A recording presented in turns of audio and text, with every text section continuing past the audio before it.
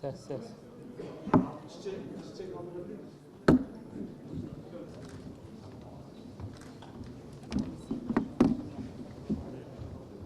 Bir ildeki afetten etkilenen bireylere yönelik psikososyal destek, görsel sanatlar, spor.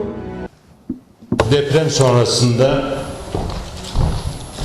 Sayın Cumhurbaşkanımızın talimatlarıyla devlet bütün imkanlarıyla bölgedeki hasarı giderecek, tekrar eski duruma getirecek tedbirleri alma seferberliği ilan etti.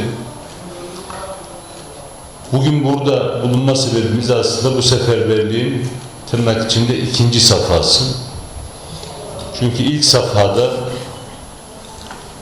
fiziksel ya da maddi eksiklikleri gidermeye çalıştık, giderecek tedbirler aldık. Biz de bakanlık olarak bu yönde çalıştık. Şimdi toplumsal yapımızda meydana getirdiğini varsaydığımız veya düşündüğümüz hasarları giderecek tedbirleri almanın zamanı geldi. Artık o süreç başlıyor. Başladığımız süreci biraz daha bu alana yoğunlaştırarak devam ettireceğiz. Bugün Aile ve Sosyal Politikalar Bakanlığımızla birlikte biz bu süreci yürüteceğiz. Çok önemli bir süreci başlatıyoruz. İnşallah bu süreçte de başarılı oluruz. Şimdi öncelikle biz başta hasarın yoğun olduğu bu 4 il ve 2 ilçe olmak üzere bütün illerde 11 Eylül tarihinde eğitim öğretim sürecinin sorunsuz bir şekilde başlaması için gerekli bütün tedbirleri aldık. Sayın Cumhurbaşkanımızın bu konudaki talimatı şimdi sorunsuz başlayacağız. En kısa zamanda da eskisinden daha imkanların geniş olduğu bir duruma kavuşacağız. Biz de projeksiyonumuzu böyle çizdik. Derslik fiziki yapı itibariyle 6 Şubat tarihinden önceki derslik sayısının üzerinde bir derslik inşallah yakın bir zamanda hayata geçmiş olacak.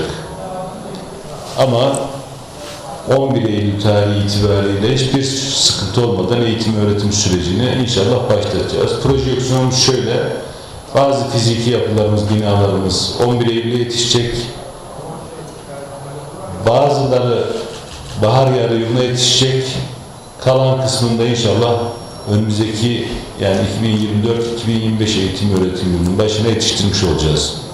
Ben tekrar burada çalışmak isteyen arkadaşlara bir kez daha teşekkür ediyorum.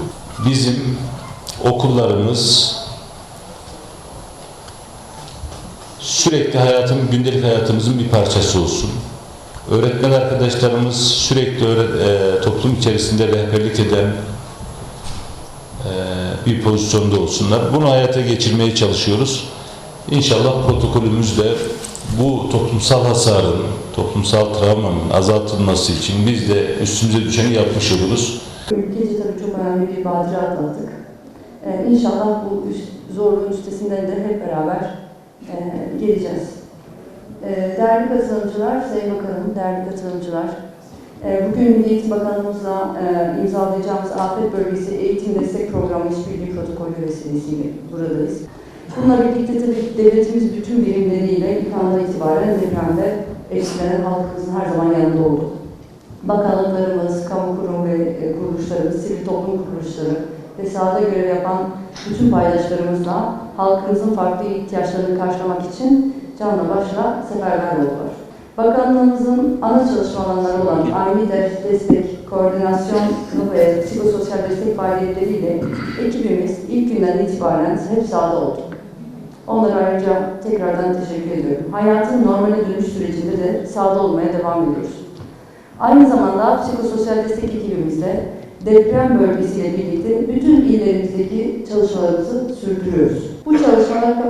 Bu çalışmalarımız kapsamında deprem bölgesinde şimdiye kadar 11.000'den fazla personelimizle 2 milyondan fazla vatandaşımıza psikososyal destek hizmeti sunduk.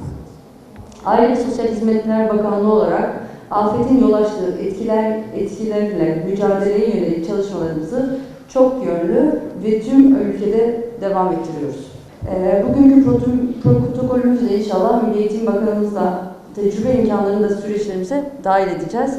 Ben bir kez daha Sayın Bakanımıza teşekkür ediyorum. Hakikaten ilk günden itibaren hep yanımızda olduğu bu süreçte. Programımızı Milli Eğitim Bakanlığımızın ev sahipliğinde etkili bir işbirliği içerisinde yürüteceğiz. Yaş sınırı koymadığımız bu eğitime halkımız, anne baba, komşu, çoluk çocuk herkes katılma imkanı bulacak. Tabii Malatya ile birlikte bunu sadece Malatya'da değil, toplamda deprem bölgesinden etkilenen 11 ilimizde de yaygınlaştıracağız. Psikososyal destek, görsel sanatlar, spor, müzik, bilişim alanlarında hazırlanan bir sürü kurslarla beraber halkımızın normal hayatlarına dönmelerini ve kolaylaştırmasını amaçlıyoruz. Kurslarımızın katılımcılarının özel yetenekleri keşfetmeleri, farklı hobiler edinmeleri ve gençlerin mesleki eğitimlerini bulmaları konusunda yardımcı olacağına da inanıyoruz. Deprem bölgesindeki özel şartların da biz farkındayız tabii ki ve normalleşmek için devletimizin bütün birimleriyle gece gündüz çalışmaya devam edeceğiz. Türkiye'nin diğer şehirlerine sunduğumuz hizmetleri sunma hedefimizden de vazgeçmiyoruz. Çalışma programımızı tüm hizmetlerimize olduğu gibi devam ettirecek şekilde kurguluyoruz.